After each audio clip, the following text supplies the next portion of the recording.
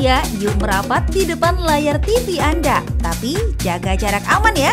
Sebentar lagi Ayo Hidup Sehat Plus kita bakalan mulai loh. Informasi kesehatan seru apa aja nih yang akan kita sajikan untuk Anda hari ini? Infonya sih bisa macam-macam, tapi nontonnya tetap TV One. Bukan Ayo Hidup Sehat Plus kalau tidak menampilkan narasumber yang keren lahir batin ya pemirsa. Nah, yuk kita intip satu persatu. Nah, ini nih informasi yang wajib Anda ketahui bagi Anda para penyuka daging. Wah, jadi ingat pas hari raya kurban ya guys. Pilih daging kambing apa daging sapi? Kalau saya sih suka dua-duanya. Hehehe.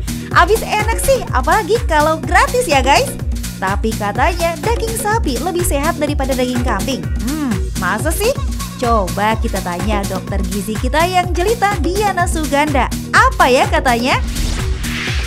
Seledri, manfaat dan khasiatnya sebagai sayuran maupun bahan pengobatan herbal tak diragukan lagi. Tanaman hijau segar yang memiliki nama ilmiah Apium graveolens ini katanya dipercaya dapat menurunkan kadar kolesterol loh.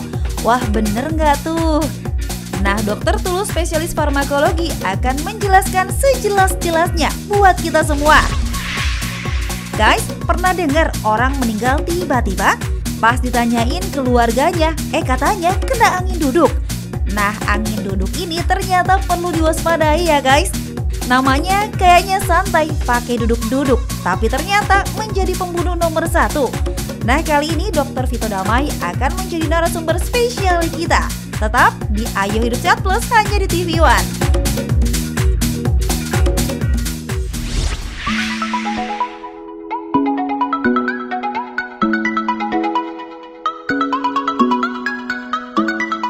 Pemirsa Ayo Hidup Sehat Plus, siapa yang tak suka makan daging sapi? Ya, daging yang satu ini adalah salah satu jenis daging yang paling disukai di Indonesia. Rasanya yang gurih membuat daging ini pun nikmat diolah dengan cara apapun. Di Eropa maupun Amerika, T-bone, iga atau daging khas luar diolah menjadi steak. Lain lagi dengan masyarakat di tanah air. Hampir seluruh bagian daging sapi digunakan dan diolah menjadi berbagai hidangan lezat dan menggoda. Sebut saja rendang, gulai daging, sop hingga sate.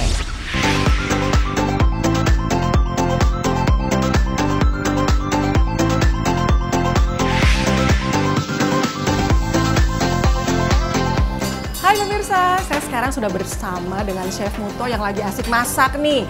Masak apa ini, Chef? Halo, ya. Sekarang saya lagi mengolah daging. Daging ya, dimasak apa hari ini? Nah, hari ini saya akan grill. Di grill, pasti enak banget. Nah, sekarang kita mau membahas tentang mitos dan fakta yang beredar di masyarakat tentang daging sapi.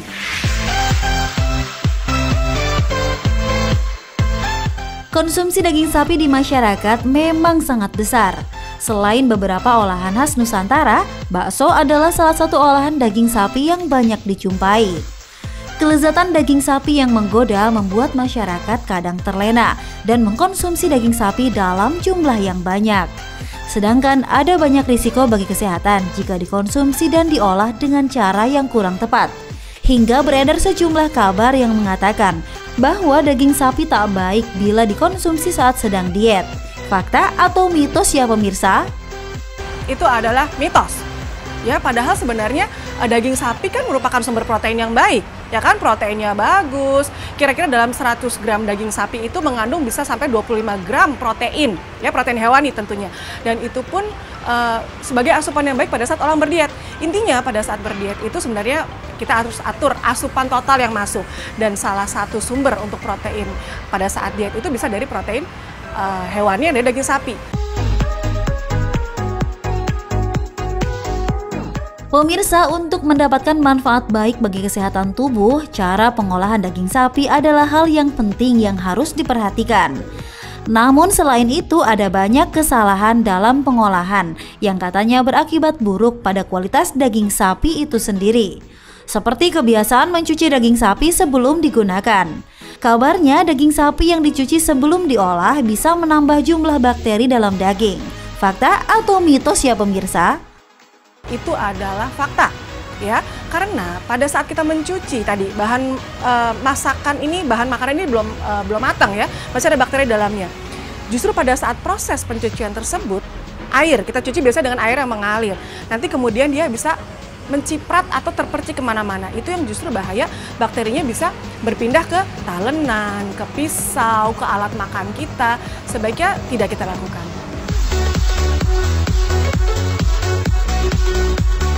Anda tentu tak menolak saat mengkonsumsi steak ataupun sate. Meski menggunakan bumbu yang cukup sederhana, kedua olahan ini tetap sama nikmat di lidah. Nah, berbicara seputar sate ataupun steak, tingkat kematangan saat mengolah daging ini menjadi perhatian khusus. Jangan sampai terlalu matang ataupun mentah. Karena kabarnya jika mengkonsumsi daging sapi yang belum matang, bisa berbahaya bagi tubuh. Pemirsa, itu fakta atau mitos? Itu adalah fakta.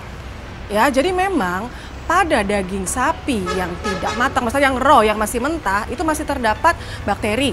Ya, masih terdapat telur cacing, biasanya dari cacing pita, jenis cacing pita, yang pada saat kita konsumsi jika tidak matang itu berbahaya bagi saluran pencernaan kita.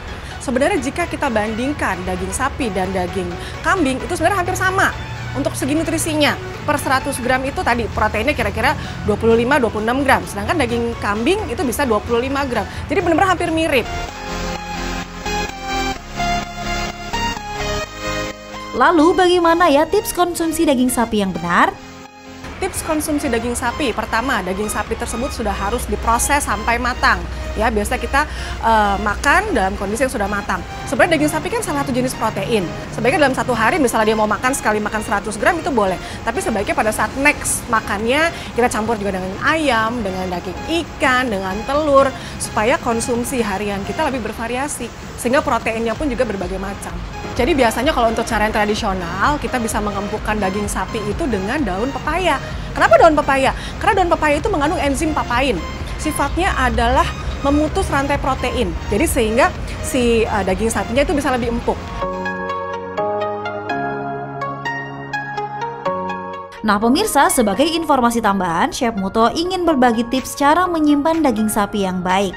Mau tahu caranya? Ini dia tipsnya untuk Anda. Baik pemirsa, saya akan berikan tips cara penyimpanan daging yang baik, yaitu di kulkas antara 5 derajat ke bawah, itu penyimpanannya ya. Saya gunakan plastik wrap. Kita buka plastik wrapnya seperti ini. Kemudian daging kita taruh di sini, dilipat, dibungkus, kemudian kita potong dengan pisau. Nah, seperti ini. Kemudian kita kasih tanggal di sininya, tanggal berapa kita taruh di freezer. Kalau misalkan ibu-ibu di rumah tidak mempunyai aluminium foil, tidak punya plastik wrap, bisa menggunakan daun pisang, ya kan? Nah, caranya seperti ini, tinggal kita masukin ke daun pisang seperti ini, kemudian kita gulung. Tereng. Nah, seperti ini, kemudian biasa dikasih tanggal dan ditaruh di freezer. Nah pemirsa, untuk penyimpanan, untuk lamanya itu bisa hampir 4 bulan.